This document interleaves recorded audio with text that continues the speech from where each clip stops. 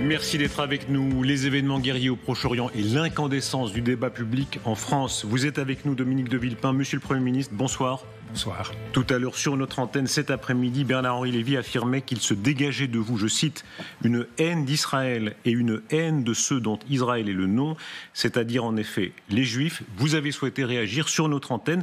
Que répondez-vous à Bernard-Henri Lévy ? Dans le débat démocratique, il n'y a pas de place pour de tels propos. La calomnie et le mensonge nient le débat démocratique. C'est donc pour cela que je ne peux pas accepter de telles paroles de la part de Bernard-Henri Lévy qui portent atteinte à la dignité, à la sienne, à la dignité que tout homme doit avoir quand il s'exprime dans l'espace public. On n'essentialise pas l'autre physiquement. Bernard-Henri Lévy parle de bave aux lèvres, parle de personnages furieux. Suivez le guide.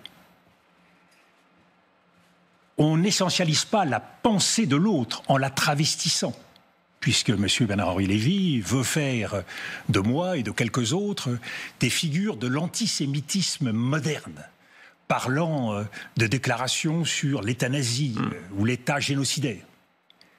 Je sais que votre rédaction a collationné mes déclarations et le travail était fait dans cette partie même de l'après-midi. Pas un mot, pas une phrase ne relève de ce type d'attaque. Pas une phrase attaquant personnellement qui que ce soit dans le débat politique. Et ça, c'est le deuxième point que je veux souligner. C'est celui de la responsabilité. Monsieur Bernard-Henri Lévy est un philosophe connu. C'est un éditeur. C'est un personnage public. C'est le président du conseil de surveillance d'Arte. Et à ce titre, il doit se tenir. Un homme, disait Albert Camus, cela s'empêche. Et puis il y a une question de courage. Quand Bernard-Henri Lévy jette ainsi l'anathème sur moi ou sur d'autres, il ne le fait pas à partir de mes argumentations. Je débat toujours sur le fond. Je débat à travers des idées. Et c'est bien pour cela qu'on veut me faire taire. C'est parce qu'il n'y a pas de réponse à ces idées.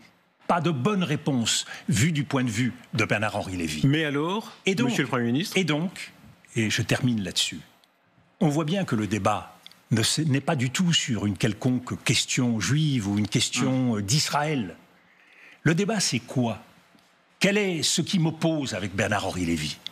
C'est la question de la guerre et de la paix.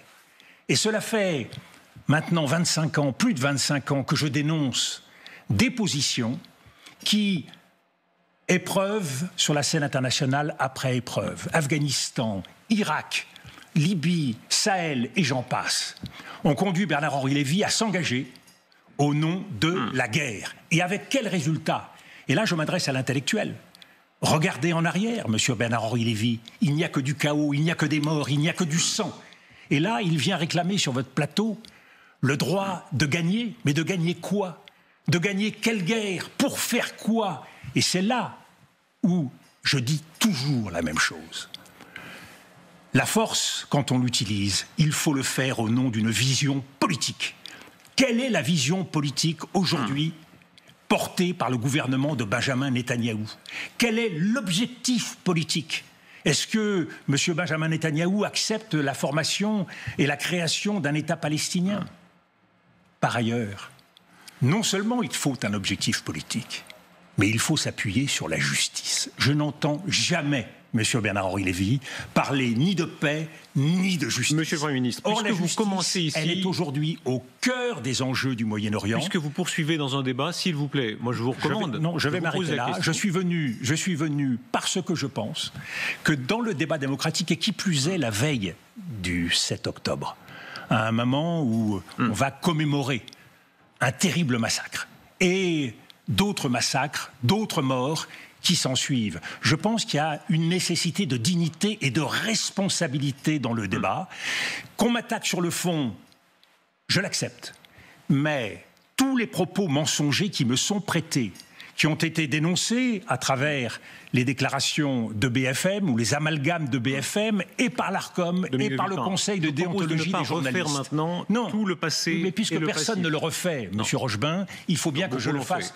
Il faut que je le refasse moi-même, sans quoi les journalistes sur les plateaux ne laisseraient pas dire toutes les bêtises que certains interlocuteurs disent. Dominique de Villepin, puisque vous parlez de débat, puis-je vous poser une question? D'abord, premièrement, puisque vous entrez dans un débat qui va au-delà, on ne va pas ajouter maintenant de la polémique à la polémique, est-ce que vous seriez prêt, au-delà des anathèmes, fermer les anathèmes, de débattre avec Bernard-Henri Lévy sur un plateau comme celui-ci? La condition numéro 1 du débat, c'est le respect de l'autre. Cette mise au point est en fait. Mais ce n'est pas une question de mise en point, c'est cette double essentialisation à la fois de mes idées et de ma personne. On voit bien que, contrairement à ce que dit M. Bernard-Henri Lévy, ce qui se dégage de lui, c'est la haine de l'autre. Alors que je sois passionné, parce que toute ma vie a été au service de la paix et de la lutte contre l'injustice. Vous ne pouvez pas maintenant aussi l'accuser de haine, on n'en finit plus. S'il vous accuse de haine et que vous revenez pour dire que je l'accuse de haine aussi, pardon, mais... Une fois de plus, que M. Bernard-Henri Lévy s'excuse, et alors... C'est ce que vous demandez ce soir? Je demande des excuses et je demande un comportement démocratique qui soit respectueux de l'autre, au-delà et de tous les autres. Au-delà de vous et de lui, on ne va pas refaire encore une fois une polémique et ajouter la polémique, mais la question de l'indignation sélective, c'est ce qu'il a amené. Que répondez-vous à cela?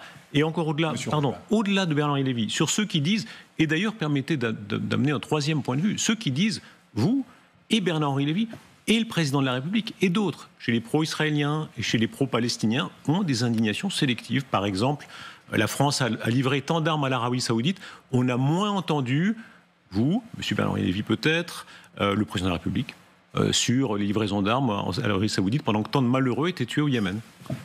Monsieur Rochebin, je n'ai aucune indignation sélective.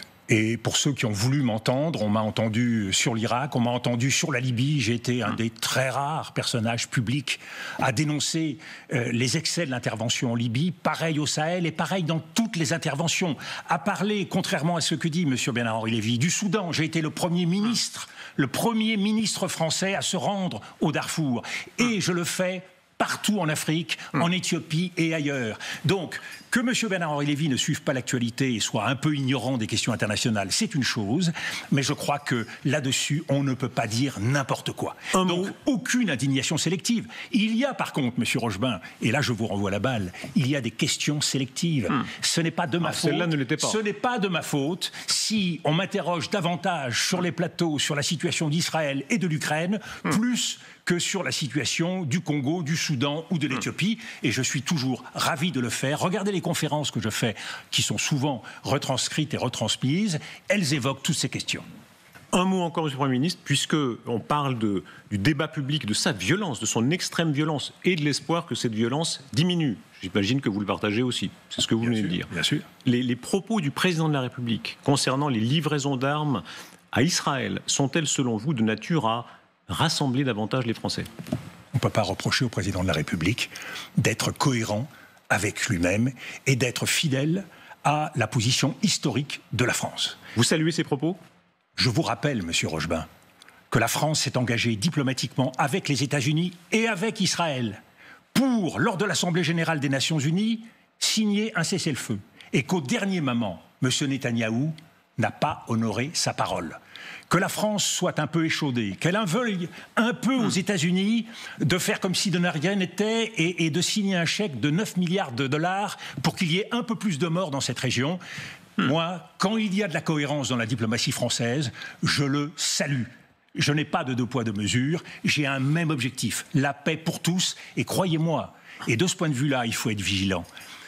Il y a beaucoup de gens en Israël, de hautes figures. Il suffit d'écouter et de voir ou de lire la tribune de M. Olmert, de lire M. Barnavi, de lire tous les intellectuels israéliens qui se mobilisent pour dénoncer les excès de la politique israélienne. Et ils sont nombreux en France, dans la communauté juive et ailleurs, à s'indigner de cela.